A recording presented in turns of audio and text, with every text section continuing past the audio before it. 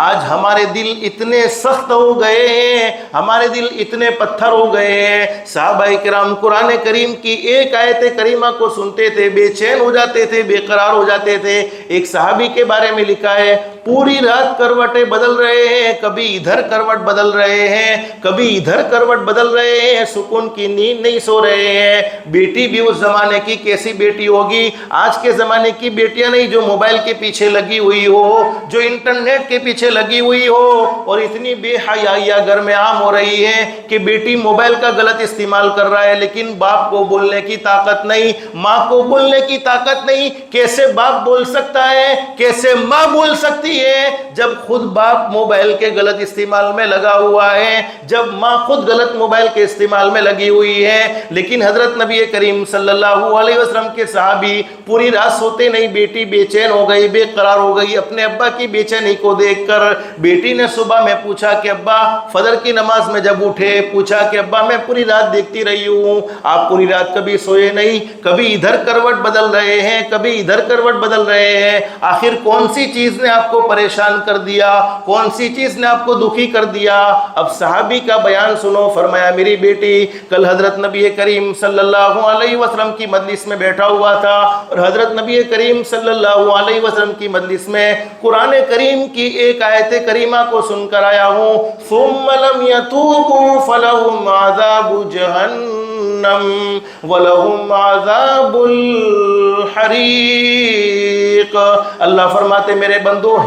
میں ہوں تو بڑا کریم، میں ہوں تو بڑا رحیم، اگرچہ پوری زندگی گناہ کرتے کرتے گزر جائے، پوری زندگی اللہ کو ناراض کرتے کرتے گزر جائے، بلکہ صحیح حدیث میں حضرت نبی کریم صلی اللہ علیہ وسلم کا ارشاد علی ہے، حدیث قدسی میں فرمایا، اللہ رب العالمین خود فرماتے میرے بندے تو نے گناہ کرنا شروع کیا، اتنے گناہ کر کہ تیرے گناہوں سے میری پوری زمین بھر جائے۔ زمین بھر گئی، تیرے گناہ اڑتے اڑتے اڑتے اڑتے آسمان کو چھونے لگے، آسمان سے بھی اوپر اڑ گئے، اللہ کو، اللہ کے عرش کو یعنی اللہ کی کرسی کو چھونے لگے، پھر بھی تو مجھ سے معافی مانگے گا میں تجھے معاف کر دوں گا۔ اور حدیث شریف میں فرمایا نبی کریم صلی اللہ علیہ وسلم نے، میرا کوئی امتی صرف ایک مرتبہ کہہ دے استغفر اللہ، کہو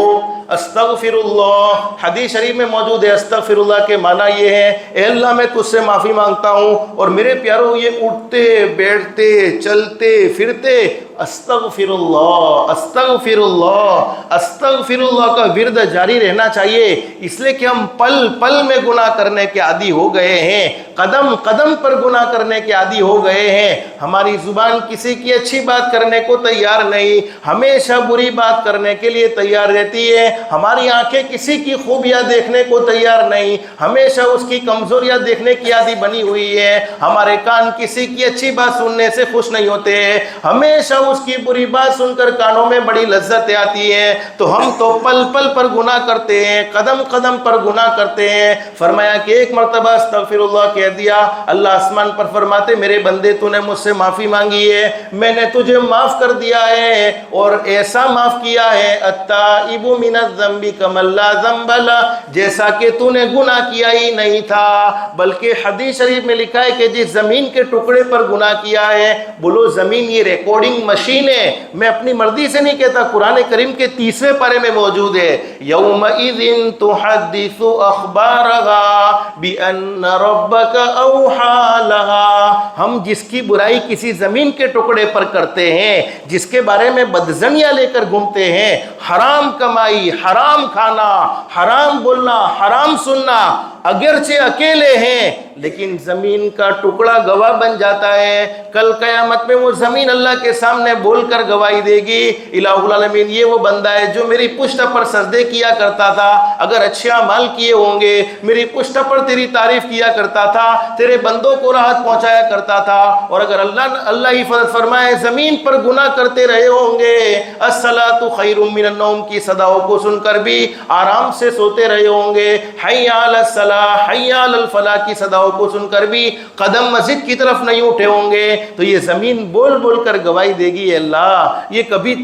اس کے قدم مسجد کی طرف نہیں چلے ہیں، ہمیشہ میری پشت پر نافرمانی کرتا تھا، ہمیشہ میری پشت پر گناہ کرتا تھا۔ تو حدیث شریف میں لکھا ہے کہ جب کوئی آدمی سچے دل سے معافی مانگ لیتا ہے، قدم قدم پر گناہ ہوتے ہیں، اللہ کی رحمت سے نا امید ہونے کی بولو کوئی ضرورت نہیں ہے۔ اللہ پاک کی رحمت بہت زیادہ وسیع ہے، پوری زندگی گناہوں میں گزر جائے، صرف دل میں احساس ہو جائے کہ میں نے میرے رب کو ناراض کر دیا، یہ احساس کا پیدا ہو جانا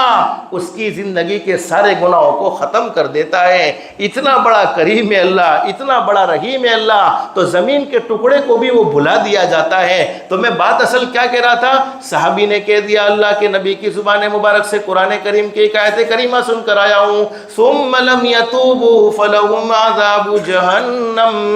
ولہم عذاب الحریق۔ اور اس زمانے کے جب لوگ قرآن کریم کی آیت کریمہ کو سنتے تھے دل دہل جاتے تھے، اور آج تو جمعہ کے مبارک دن میں ایسی رحمت نازل ہوتی ہے کہ قرآن کریم کی آیتوں کو سن کر بھی توجہ نہیں بلکہ نیند میں سوتے رہتے ہیں، آرام سے نیند نکالتے رہتے ہیں۔ حالانکہ اللہ کے بندو سوچو، اللہ کے گھر میں 7 دن میں ایک مرتبہ اللہ نے یہ عید کا موقع عطا فرمایا ہے، کتنا آدمی کو پھرتی کے ساتھ آنا چاہیے اور قرآن کریم کو کتنا چست ہو کر سننا چاہیے، اس لیے کہ آج ہمیں اپنی زندگی میں عمل کا جذبہ بولو پیدا ہوتا نہیں ہے۔ حالانکہ ایسا نہیں ہے، قرآن کریم کی آیات میں اور حدیثوں میں اللہ پاک نے وہ تاثیر رکھی ہے کہ جب آدمی عمل کی نیت سے سنتا ہے، طلب سے سنتا ہے، ادب سے سنتا ہے، اللہ پاک اسے ضرور عمل کرنے کی توفیق عطا فرماتے ہیں۔ لیکن میرے پیاروں معاف کرنا، ہم تو جمعہ کی نماز پڑھنے آتے ہیں تو صرف سر کا بوجھ اتارنے کے لیے کہ بس اللہ کے گھر میں جمعہ کے دن جا کر آ جاؤں، ورنہ ایسا استعداد کسی کے دل میں نہیں کہ میں جمعہ میں جلدی پہنچاؤں۔ میرے نبی کی صحیح حدیث ہے، حضرت نبی کریم صلی اللہ علیہ وسلم کا ارشاد علی ہے، اللہ رب العالمین جمعہ کے دن فرشتوں سے فرماتے میرے فرشتوں میرے نیک بندوں کی لسٹ تیار کر دو، میرے نیک بندوں کی فہرست تیار کر دو۔ جمعہ کے دن صرف نیک وہی نہیں ہوتے جنہوں نے تہجد کی نماز پڑھی ہے، جمعہ کے دن صرف نیک وہی نہیں ہوتے جنہوں نے اشراق کی نماز پڑھی ہے، جنہوں نے چاشتہ کی نماز پڑھی ہے۔ فرمایا جمعہ کے دن نیک تو وہ ہوتے ہیں جو اذان سن کر فوراً مسجد میں آ چکے ہوتے ہیں، اور مسجد میں آنا بھی ہو تو طلب کے ساتھ آنا ہو کہ میرے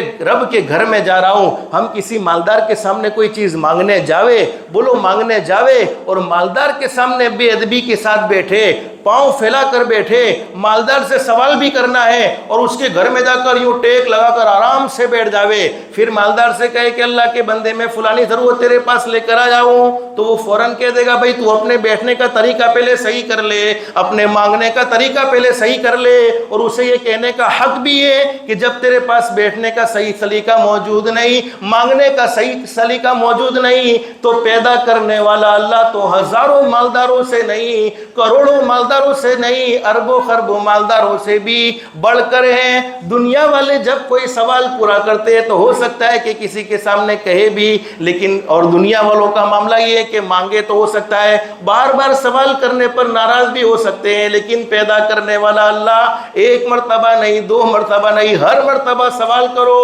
اللہ فرماتے میرے بندے تمہارے سوال کرنے میں دیر ہو سکتی ہے، تمہارا سوال پورا ہونے میں دیر، تم بولو گے تمہارے الفاظ پورے ہونے میں دیر ہو سکتی ہے، لیکن میرے عطا کرنے میں بولو دیر ہو سکتی نہیں ہے، اللہ ضرور دیتا ہے۔ تو صحابی نے کہہ دیا اللہ کے نبی کی زبان مبارک سے قرآن کریم کی ایک آیت کریمہ کو سن کر آیا ہوں، ثم لم يتوبوا